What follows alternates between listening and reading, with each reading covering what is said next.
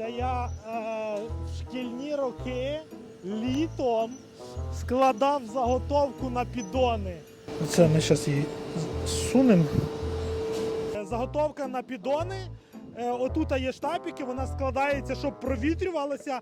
І так я вже віддавна пам'ятаю, один з перших днів, коли я тут був, це були шкільні роки літом, типу підробіток, і щоб взагалі дитина щось орієнтувалася, що це таке.